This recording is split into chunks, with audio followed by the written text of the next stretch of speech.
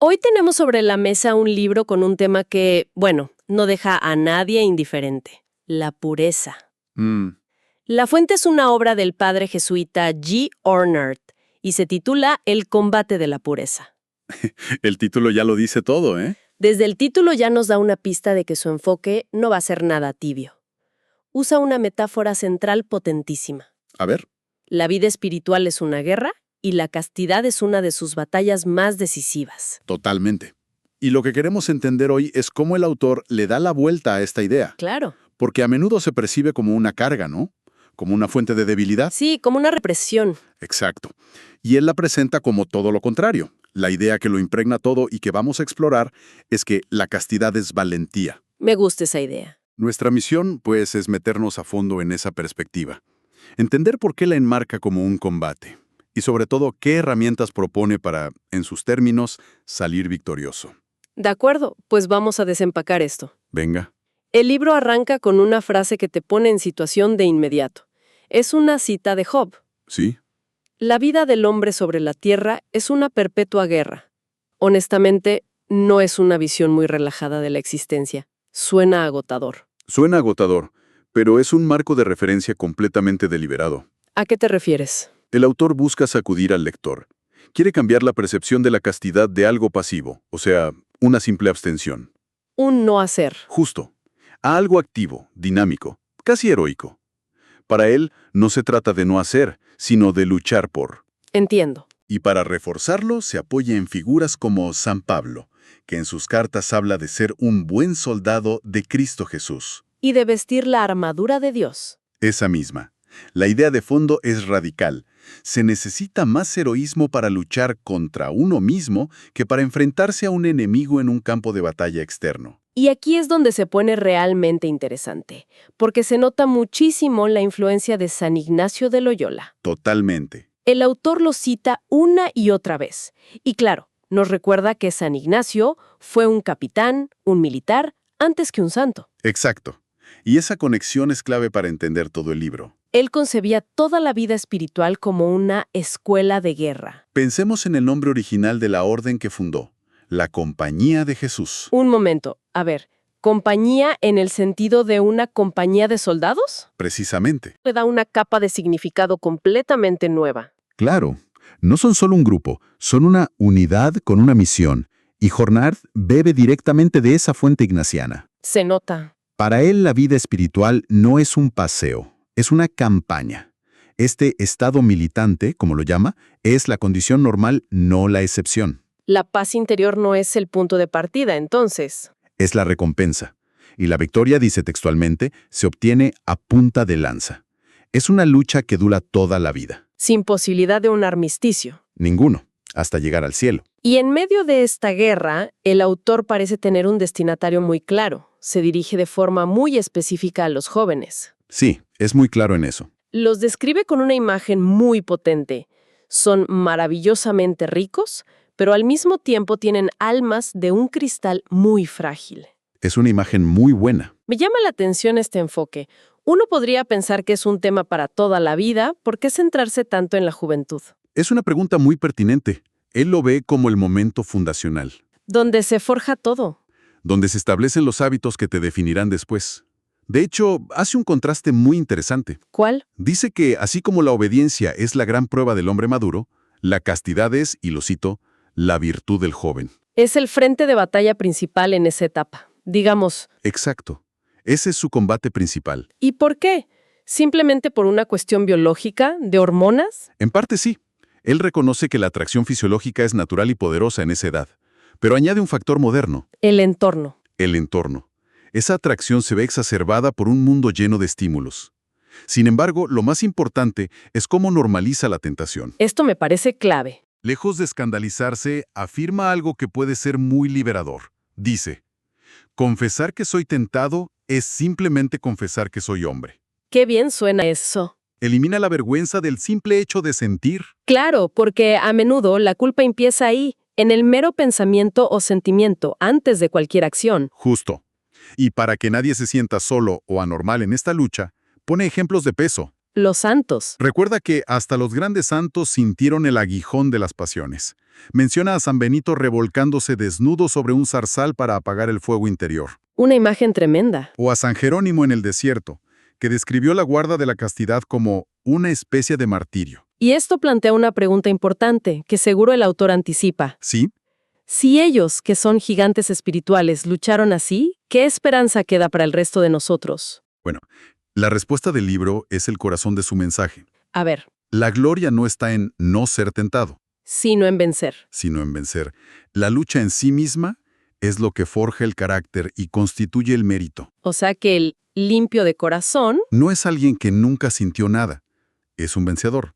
Alguien que, sintiendo la tentación, eligió no seguirla. entendido. La mentalidad es no rendirse. Pero, siendo realistas, en una guerra que dura toda la vida, pues es inevitable perder algunas batallas. ¿Qué dice el libro sobre la derrota, sobre la caída? Este es uno de los puntos más compasivos y, yo diría, más cruciales del texto. ¡Qué bien! No presenta un ideal inalcanzable y luego abandona al lector. Habla de dos tipos de inocencia. Dos tipos. Sí, está la inocencia de quien nunca la ha perdido, y pone como ejemplo a San Juan Evangelista, pero luego habla de una segunda inocencia. ¿Y esa cuál es? La inocencia recobrada. Y el arquetipo es Santa María Magdalena. Uf, la idea de una segunda inocencia es muy poderosa. Implica que el pasado no tiene la última palabra. Exactamente. Es un pilar de todo su edificio espiritual. La posibilidad de levantarse es central. Eso da mucha esperanza. El autor enfatiza, con palabras muy directas, que Dios no se cansa jamás de perdonar y que la puerta siempre está abierta para el hijo pródigo. El objetivo no es la perfección de no caer nunca. Que eso puede llevar a la desesperación, Claro, sino a la perseverancia de levantarse siempre. La verdadera derrota no es caer, es quedarse en el suelo, es rendirse. me parece que esto choca directamente con muchas de las justificaciones que uno puede darse a sí mismo. Totalmente. De hecho, el libro aborda lo que llama las excusas de los derrotistas, ¿verdad? ¿Sí? Y las entera sin rodeos. Menciona varias. Una de las más comunes es, hago lo que hace la mayoría. La presión social. Clásica. Otra es, si se siente bien, no puede ser malo. El argumento del placer. Esa también. Y una muy del siglo XX, que todavía se oye, la idea de que la continencia es perjudicial para la salud. A ver, analicemos esas excusas. ¿Cómo las refuta? Empecemos por la de todo el mundo lo hace. A esa la despacha rápidamente. La llama sin más, cobardía. ¿Así? Directo. Directo. Argumenta que seguir a la mayoría por inercia, en contra de la propia conciencia, no es un signo de libertad, sino de falta de carácter. De fortaleza. La verdadera fortaleza, dice, está en saber ir contracorriente cuando es necesario. De acuerdo. ¿Y qué hay del argumento del placer? El placer no puede ser malo. Esa idea está muy arraigada. Aquí su respuesta es más matizada. No condena el placer en sí mismo. Ah, eso es interesante. De hecho, lo reconoce como algo creado por Dios. La cuestión no es el placer, sino el orden. El orden. Explica que la moralidad del placer depende de si se alinea con el propósito para el que fue creado. Es decir, dentro del matrimonio. Como expresión de unión y abierto a la procreación. Exacto. Fuera de ese contexto, lo ve como un placer desordenado que, en lugar de construir, termina por esclavizar. Entiendo. Y la última excusa, la de la salud. Hoy un oyente escéptico podría argumentar que la represión tiene consecuencias psicológicas negativas. Claro. ¿El autor aborda esa complejidad o su argumento es más de su tiempo? Su argumento es directo y propio de su tiempo, pero la lógica que usa es interesante. Le da la vuelta por completo. ¿En qué sentido? Sostiene que la continencia, lejos de ser dañina, es una fuente de fortaleza. Ah, sí. Argumenta que el dominio de este instinto tan poderoso canaliza esa energía hacia otras áreas, otorgando vigor y una energía admirables. A la voluntad y al intelecto. A la voluntad y al intelecto. Y como prueba, pone el ejemplo de la notable salud y longevidad de muchos monjes y religiosos. Bueno, hoy podríamos añadir más factores, pero entiendo el punto. Su punto es que una vida ordenada y disciplinada fortalece, no debilita. Vale, aceptemos la premisa. Estamos en un campo de batalla. La meta es la perseverancia y hemos descartado las excusas. Exacto. Pero una mentalidad sin herramientas es solo un buen deseo. Si el autor nos pone en esta situación de combate, supongo que también nos da un arsenal, ¿no? Absolutamente. ¿Cuáles son esas armas? Bueno, el libro dedica una parte muy importante a lo que llama la estrategia de la defensa, y el arsenal es fundamentalmente espiritual. Empecemos por la primera. La primera arma, la que considera más poderosa de todas, es la comunión frecuente. Para alguien no familiarizado con la teología católica, ¿qué significa eso en la práctica? ¿Por qué es un arma? El autor lo describe con una imagen muy física. Es comer la misma fuerza. ¿Comer la misma fuerza? La idea teológica es que en la Eucaristía se recibe a Cristo mismo, la fuente de toda gracia. No es un símbolo, es una transfusión de vida divina. Me gusta esa imagen de la transfusión. Cita a San Francisco de Sales, que usa una analogía preciosa. La comunión es como la miel que se unta sobre una fruta para preservarla de la corrupción. Protege el alma desde dentro. Justo. Comprendo. Es una defensa proactiva, no solo reactiva. ¿Cuál es la segunda arma? La confesión. Si la comunión es el alimento que da fuerza. La confesión es el hospital. Es el hospital de campaña. La llama el hospital donde se curan los corazones heridos. ¿Y aquí en qué insiste? En dos cosas. La sinceridad total, no ocultar nada por vergüenza, y la importancia de tener un director espiritual, un guía. Claro. Usa un argumento de pura lógica. Nadie es buen juez en su propia causa. Necesitamos una perspectiva externa. Objetiva. Objetiva, para no engañarnos a nosotros mismos. Eso tiene mucho sentido, no solo en lo espiritual. Tener un mentor es clave en muchas áreas de la vida. ¿Qué más hay en este arsenal? Un elemento central es la devoción a la Virgen María. El modelo de pureza. La presenta como el modelo insuperable de pureza y la protectora en esta batalla. Y aquí no se queda en la teoría, cuenta una historia. Cuéntala, por favor. Las anécdotas suelen aclarar mucho los conceptos. Relata el caso de un joven que estaba, en sus palabras, atado por las cadenas de un vicio impuro. Ajá. Había intentado de todo para liberarse, sin éxito. Estaba al borde de la desesperación. Su confesor, viendo que nada funcionaba, le dio una tarea muy sencilla. ¿Qué le dijo? Le dijo: cada día, al levantarte y al acostarte, reza 3 Ave Marías a la Virgen y añade esta pequeña frase: oh Señora mía, oh Madre mía, yo me ofrezco del todo a vos. ¿Solo eso? Solo eso. El joven, escéptico, pensó que era algo demasiado simple para un problema tan grande, pero prometió hacerlo. ¿Y? Pasaron las semanas, y en su siguiente confesión le dijo al sacerdote, asombrado, que desde que empezó con esa simple práctica, las tentaciones habían perdido su fuerza. ¡Wow! Había logrado mantenerse en pie. La idea del autor es que invocar esta ayuda externa es un acto de humildad que abre la puerta a una fuerza mayor que la propia. Es una historia poderosa por su simplicidad. No se le pide un esfuerzo heroico, sino un pequeño acto de confianza repetido. Exacto. Mencionaste antes la armadura de Dios. ¿Hay más piezas en esa armadura? Sí, varias más. Una es la mortificación. Uf, es un término que hoy suena un poco duro, ¿no? Por favor, acláralo. Suena a algo lúgubre o doloroso. Sí, suena fuerte, pero pensemos en ello como el entrenamiento de un atleta. A ver. Un maratonista se niega a sí mismo un postre o quedarse en la cama, no porque odie esas cosas, sino para fortalecer su disciplina con la vista puesta en una meta mayor. Entiendo. El autor aplica esa misma lógica a la voluntad. La mortificación son pequeños no en cosas lícitas. Como no ponerle azúcar al café. Por ejemplo, o esperar un minuto antes de beber agua cuando tienes sed. Son como gimnasia para la voluntad. Para que esté entrenada. Para que cuando llegue la gran prueba, la voluntad ya esté fuerte para decir no.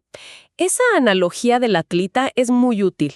Le quita toda la connotación negativa y lo convierte en una estrategia. Exacto. Junto a esto, por supuesto, está la oración constante. Pedir refuerzos. La describe como la forma de pedir refuerzos al cuartel general, que es Dios. Y también una herramienta muy ignaciana, el examen de conciencia. Pero uno enfocado, ¿no? Muy enfocado. San Ignacio recomendaba elegir un solo defecto y centrar todo el esfuerzo en ese único punto durante un tiempo. Es una estrategia de concentración de fuerzas. Fascinante. Y creo que queda una última herramienta en el arsenal, una que quizás no esperaríamos en un libro sobre pureza. Así es. Y es una de las más bellas. Las obras de caridad. El servicio a los demás. ¿Y cuál es la conexión? El autor lo resume en una frase lapidaria.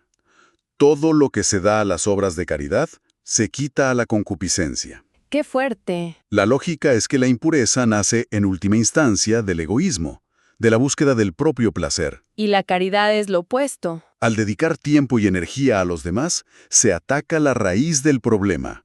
Ocupar la mente y el corazón en servir a otros es la defensa más poderosa contra el ensimismamiento. Después de repasar todo esto, la metáfora de la guerra, la compasión y este arsenal, me queda claro que no está hablando de represión en un sentido negativo. Para nada. Todo lo contrario. Es un llamado a la acción. Es casi como si dijera que la verdadera fortaleza no es evitar la pelea, sino saber cómo pelearla. Has captado la esencia. El combate de la pureza al final nos deja con una visión de la castidad, no como una negación temerosa de la vida. Sino como una afirmación valiente de un ideal. Exacto.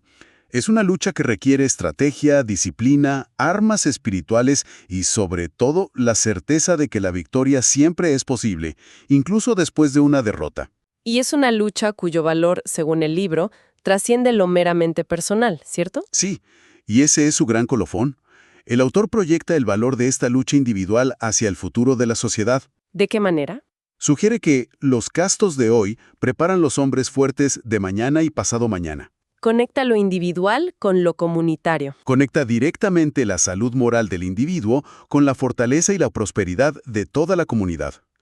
Para él, una sociedad que no valora el autodominio está sembrando las semillas de su propia debilidad. Lo que nos deja con una última idea para reflexionar. Una pregunta que se desprende de todo esto.